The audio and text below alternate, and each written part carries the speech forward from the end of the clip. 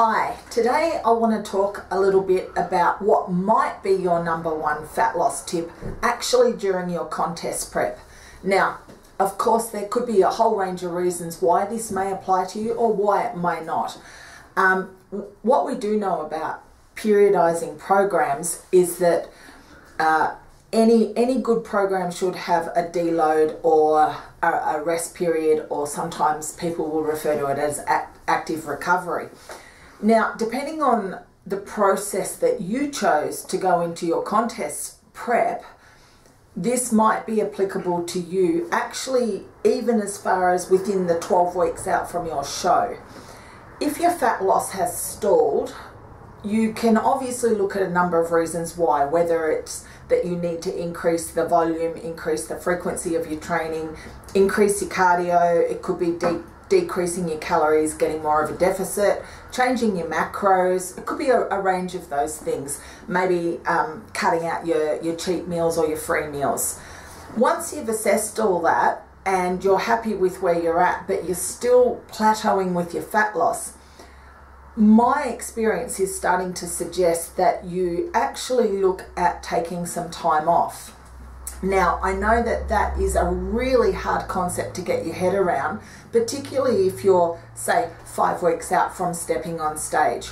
But I would really encourage you to consider it and perhaps take my advice on board if you have some of these signs and symptoms. Okay, so your fat loss is really stalled. You're not dropping fat, you're not even dropping weight per se. Or you're dropping lean muscle tissue, but you're not dropping the body fat. If you've lost your mojo, if you feel really demotivated to train, and instead of looking forward to your training sessions, you're actually dreading them, that is a sign or a symptom of probable overtraining and chronic stress. If you're under a lot of stress external to the bodybuilding environment, so it could be work or family problems, you're not getting enough rest. Even if you sleep well, but you're only sleeping for 4 or 5 hours a day, that could be a symptom of overtraining. So if you've got any of these issues going on, then I would suggest that you actually take as much as a week, even 8, 9, 10 days off. I think if you're going to do this approach, taking 3 days off is not good enough. That really doesn't achieve the objective, which is to actually let not only your muscles recover, but to let your connective tissue recover, and then on top of that, your central nervous system, your CNS, which is probably really taxed out at this stage. So I guess one of the major messages that I've got is going hard 100% all the time, every day, it doesn't work for the majority. It may work for 2 types of people: the incredibly genetically blessed and those that are chemically assisted. But going hard 100% of the time, let me repeat that again, it doesn't work. It can't work.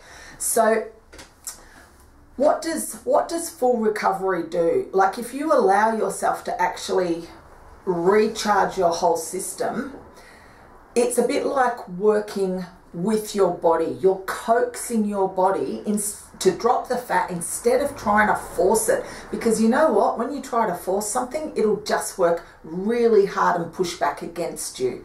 We know this. So, and hence for the fat loss plateau. So full recovery, one of the things that it leads to is something called supercompensation. Now, what can happen is that you take the time off, all of a sudden, within a week, 7 days, you have that fat loss on the scales and your skin folds.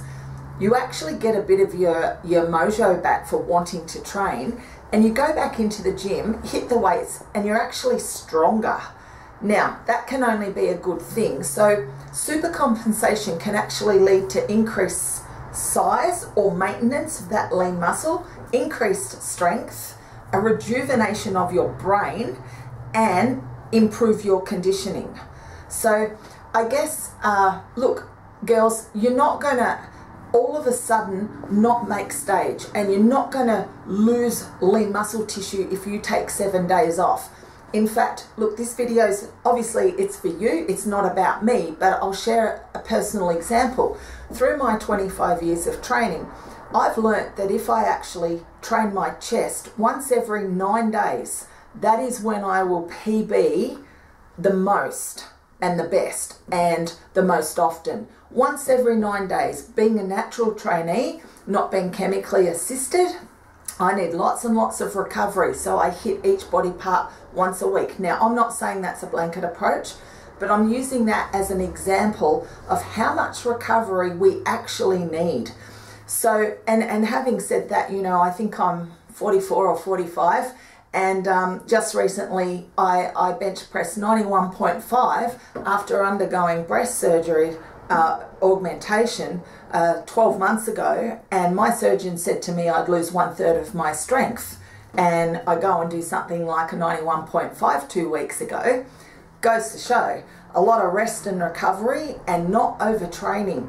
So look, I really get that it's super hard to get your head around the fact that like less is more, particularly if you're 11 weeks out, 6 weeks out, 5 weeks out.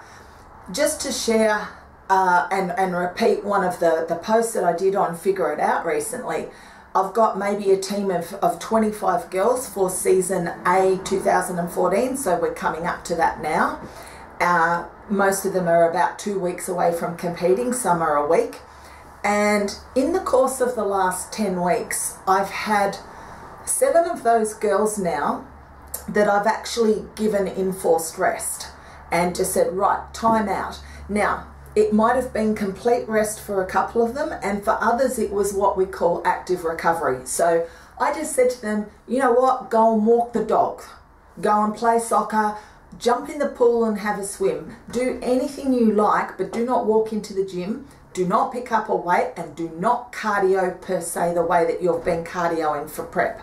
Now, out of the 7 clients, 7 out of 7 have all dropped weight, dropped body fat, and the one that lost, the lady that lost the least in that 7-day period off lost 1.5 kilos. Now, some of that might have been water for sure, but a lot of that would have been body fat.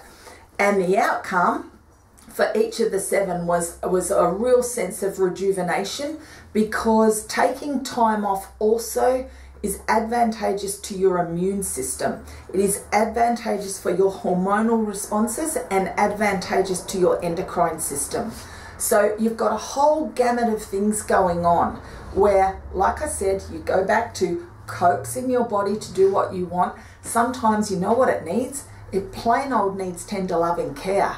So my advice for some of you is actually to do the hard thing. And I would say that not going to the gym is actually really quite mentally challenging. But remember, to compete in figure and fitness model, it's as much about your emotional and mental fitness as it is about the physical. So here's an opportunity for you to rest and recover and build your mental strength by actually saying, you know what, I am competing, but it is okay to step back and let everything rejuvenate, recharge, refresh for a better you on stage.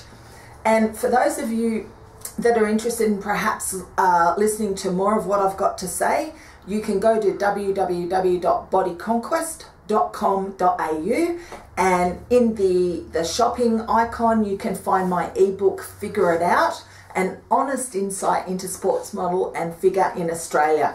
This is a book that I wrote aimed at the novices and the newies, and it deals with everything about contest prep, from choosing your bikini, your federation, what the judges are looking for, your symmetry, your posing. It goes through what stages of dieting there is, what you can expect before, during the day of the show, and post-comp.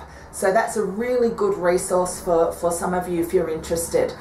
Don't forget to click like on the YouTube channel, and I'll see you soon.